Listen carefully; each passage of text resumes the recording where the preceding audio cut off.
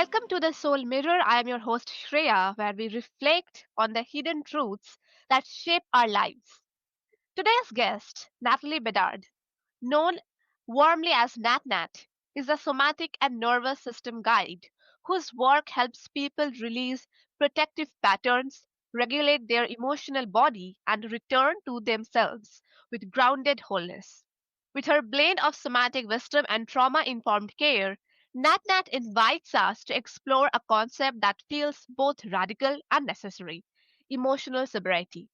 So, welcome, NatNat. I'm honored to have you on my show. Thank you so much for being such a generous host in the way you did that introduction. I'm really excited to be here and have the conversation. So, thank you so much for inviting me and having me here. Thank you so much for your kind words. And Nat, what does emotional sobriety means to you beyond the traditional idea of sobriety? Well, emotional sobriety requires us to actually feel and process what the body's trying to communicate to us. And many of us can relate to when we're feeling sensations, we reach to avoid it, to numb it, to cope with it.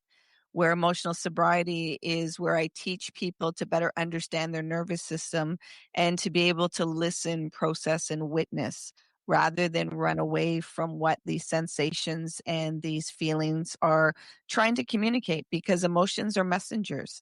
Yet many of us aren't taught that, and we don't even know how to hold the space to listen and validate ourselves. I think it's eye opening to think of emotions like intoxication and how easily we can get swept away by reaction instead of responding with clarity.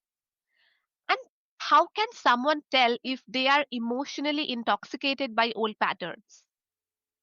Well, we can tell by, say, for instance, your children do something and your knee jerk reaction is to always yell.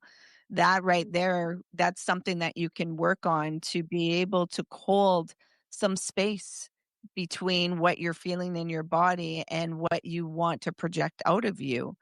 Also, patterns can be when you're reaching for food. A lot of us emotionally eat our problems and our sensations.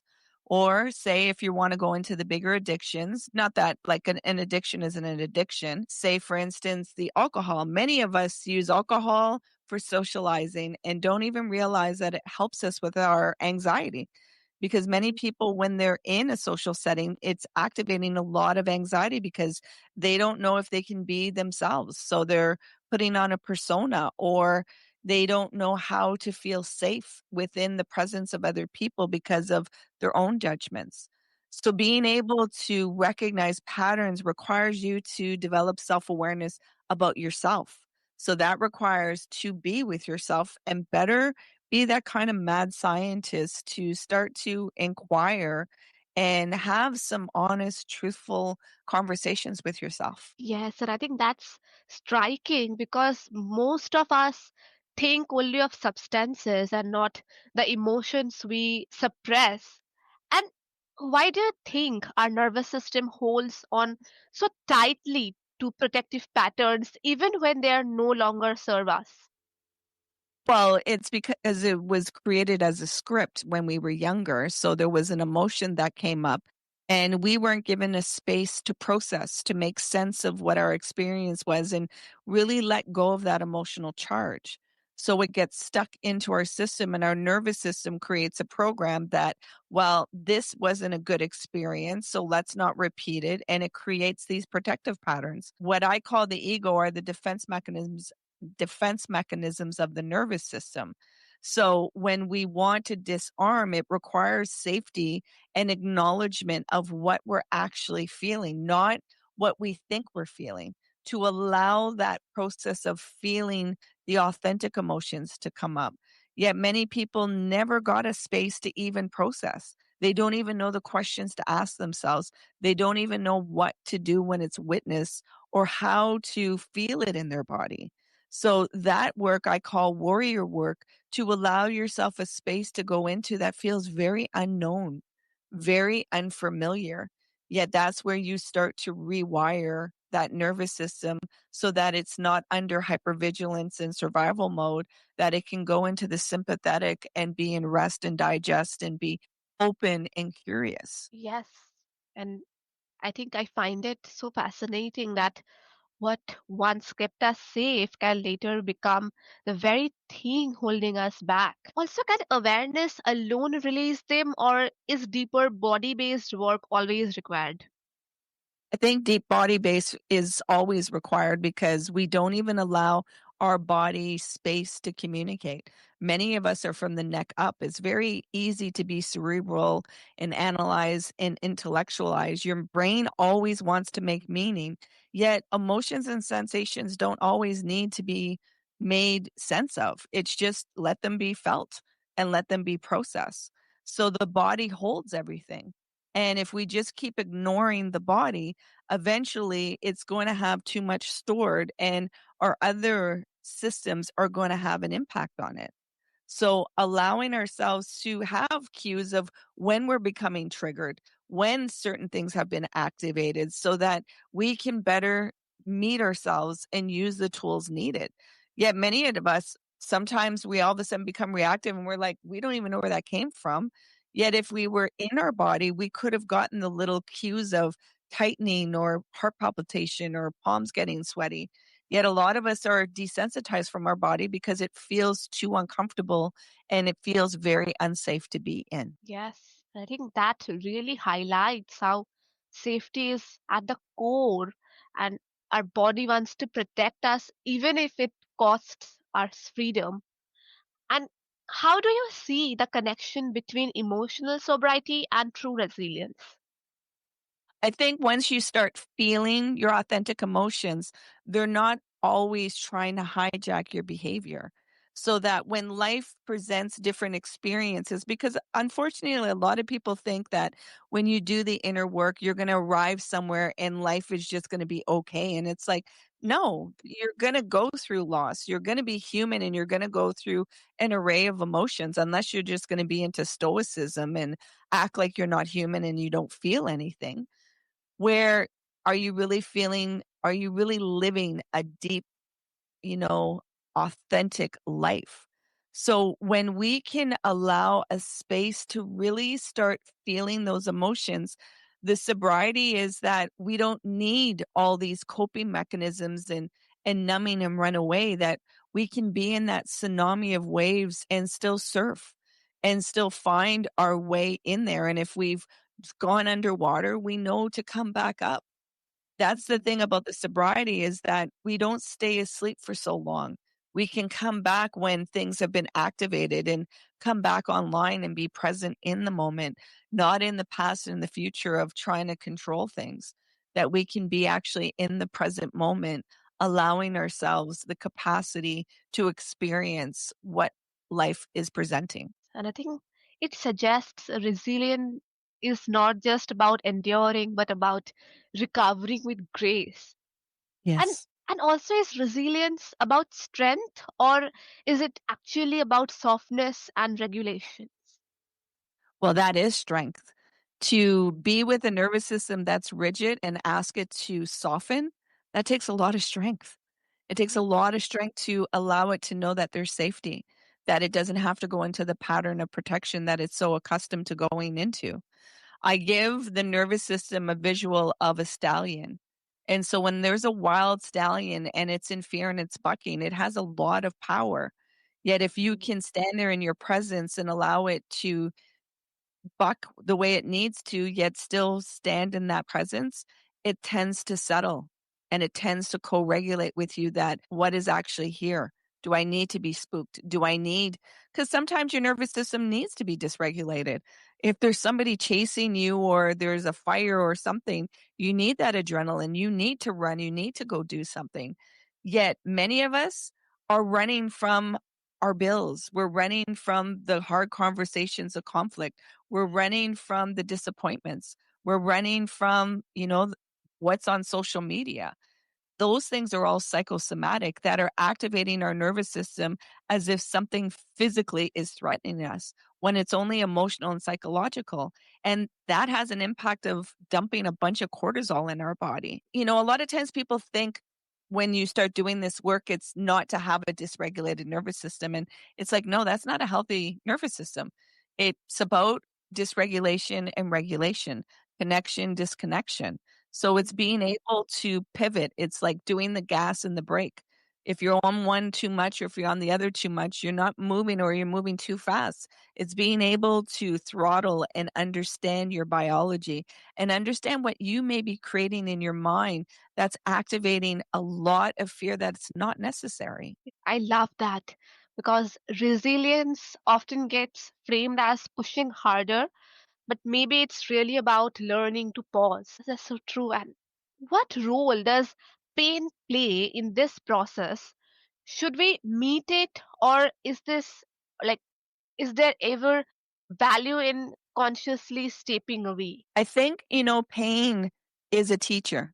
Many of us don't want to hear that because when we're in painful moments, it's like, I don't want to hear this shit. Excuse my language for some of the listeners that this may offended. Yet I think that expression lets us know that, just last year, my friend transitioned from cancer as the tools that I have, if I didn't have those tools, I would have been in a lot of suffering because I would have wanted to reject reality. It's very painful to go through grief. It's very painful to lose things and then physical pain. There's the thing about physical pain. Yet a lot of our psychological suffering is very painful. The body doesn't know how to register which is psychological, which is physical. It manifests in those ways. Yet if we can lean into it and listen to what is the pain trying to communicate to us, I think that's where we'll get better resilience. We'll get better understanding. But we're in a society of running away from pain, numbing pain, told that pain is garbage and just keep medicating yourself, keep stimulating yourself, keep running, keep going, where eventually the body keeps score and things are going to crumble, things are going to happen. So it's you can use your mind is very powerful to bypass the body and do certain things. Yet to what detrimental? What are you possibly missing out on? What are the glimmers in your life that you're not even able to intake because you're trying to rush through things so much to avoid that pain? So if you're able to lean into that pain and listen to it and ask it what it's trying to communicate, you may have a different relationship with it. Yes, and I think that balance is so important because unprocessed pain can overwhelm us, but denied pain just buries itself deeper. And how do you discern between avoidance and compassionate pacing? I think there's a real fine line that you have to keep being engaged with your self-awareness and checking in with yourself to see, is there an intensity and overload that you don't want to feel? And, the way the state of the world is, we're being bombarded with so much uncertainty, so much violent acts, and we're being desensitized at a very high amount that now when we're seeing things, we don't even know how to really have compassion and empathy because we're just like, oh, this is an everyday thing where we don't even know how to tap into our humanity. So I think that is an individual thing that you have to go within yourself and understand your bandwidth. Compassion doesn't mean always staying engaged with something so that you're suffering. It's being able to acknowledge what are your needs and what is it that I can do and how can I serve? So I think it's a individual thing that you have to go moment by moment to really understand yourself and understand your biology. That's such a needed reframe since so many of us either drown in pain or deny it entirely. And also for someone just beginning, what is a simple daily practice to start cultivating emotional sobriety? Would you join me in a mindful moment, which is a tool that I teach in my course, in my workshop, so that it's a longer one, yet I'll bring you into a 2-minute one so the listeners can see what they have access to. Yes, yes, definitely. Okay, so I'd Shreya, love I'll to. ask you, pardon me? Yes, yes, I said I'd love to. Okay. So for the listeners, many of you listen to a podcast while you're needing your visual. So if you're driving, please safety first. Do not close your eyes when I ask. Yet you can soften the gaze or you're able to use the other prompts while still being alert. So Shreya, I'll ask you to get comfortable in your seating. And if it's safe to do so, you're going to gently close your eyes. And you're going to bring your awareness to watching your breath go in and out through your nose. You're not going to try and control your breath. You're just going to be aware of its rhythm, allowing it to guide you into your body. There may be some sensations or feelings coming up, and that's okay. You're safe to feel. You're safe to let go. Surrender the need to control. Release the need to resist and just be. Now, you may be caught up in thoughts or to-do lists, and that's okay. Gently bring your awareness back to your breath, creating space between the awareness and the thoughts and dropping deeper into the body, allowing yourself to just be in the presence of stillness. Again, more thoughts may have taken your awareness away. Gently bring your awareness back to your breath, beginning again, creating even more space between the awareness and the thoughts, and completely surrendering into the body, allowing yourself to be in the being, to be in the body. Again, whatever sensations or feelings that may be coming up, let them pass through. Don't try to fix, don't try to change them. Just observe while staying with your breath, allowing the body to soften a little more. You may be aware that there might be some tension somewhere or possibly some aches that you weren't aware of before. Take a moment to thank your body and allow whatever that can be let go and release to leave your body and be in the presence of this moment of now. Now bringing your awareness into this moment, into this space at your own time and at your own pace. You're going to gently open your eyes while staying with your breath.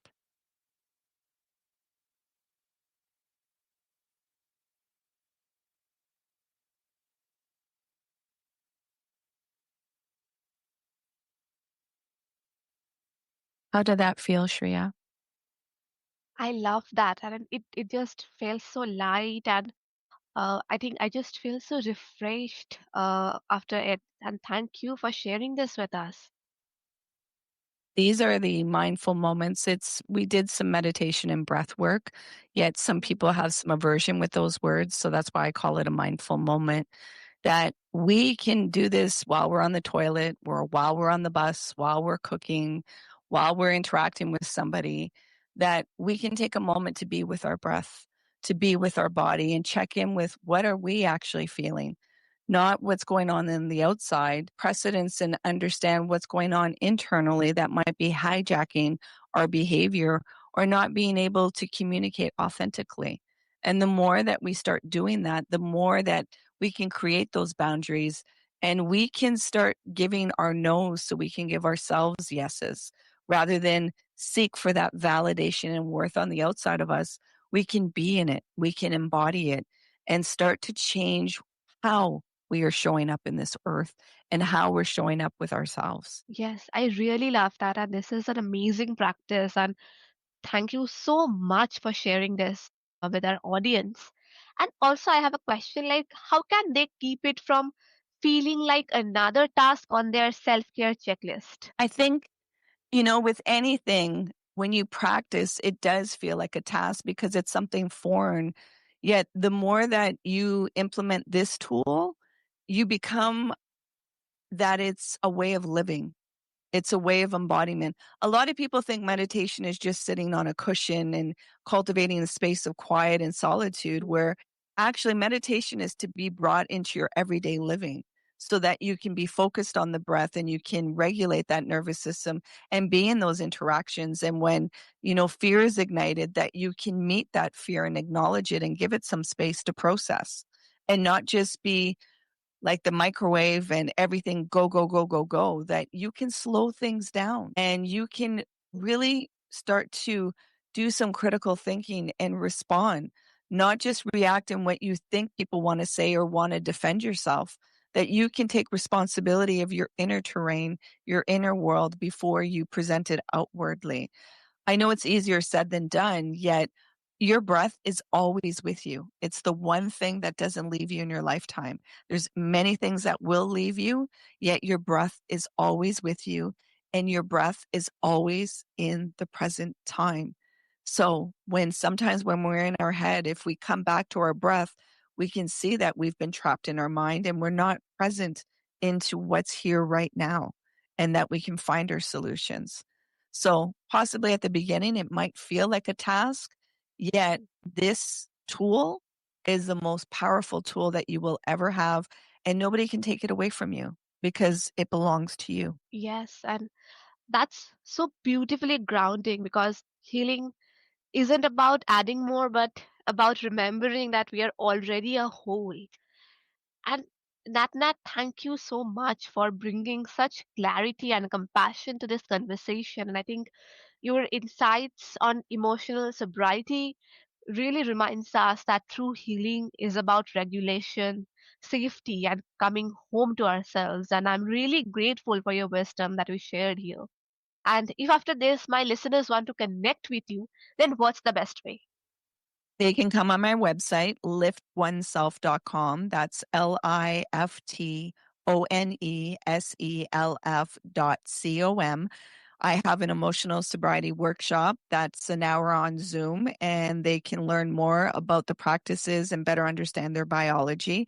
I also have a free gift for your listeners. So if they go to liftoneself.com/free gift, they'll be able to download a meditation so that I bring them in to some other practices that they can start using for themselves and have a better understanding of who they are, what their biology is, and to expand their self awareness. And I'm also on all social media under Lift Oneself, where I leave little nuggets of wisdom and tasks and allow us to create a community of belonging and that we don't have to be alone in the work that we're doing. So I want to thank you, Shreya, for having me. And I also have a podcast that's called Lift Oneself, where I invite guests to share different perspectives. And I also share wisdom every week of rifting on information. This week it was about, many of us have our Amazon and Shein carts really full, thinking it's going to help us with our feelings, where I give some insight of what actually will help to relieve those feelings and not be stuck into the addiction of shopping and avoidance. Yes, that's so wonderful. And I will definitely make sure to attach all these details and links below so that the listeners can find them easily and get in touch with you and know more from you. And to all my listeners, what a nourishing and eye opening journey with Natalie Bedard. Emotional sobriety, as she has shown us, is not about restriction, it's about freedom, clarity, and meeting life from a place of true presence. If this conversation resonated, take one gentle step today to listen to your body and honor its wisdom. Until next time, may your soul mirror back to you the resilience and wholeness you already carry. Thank you.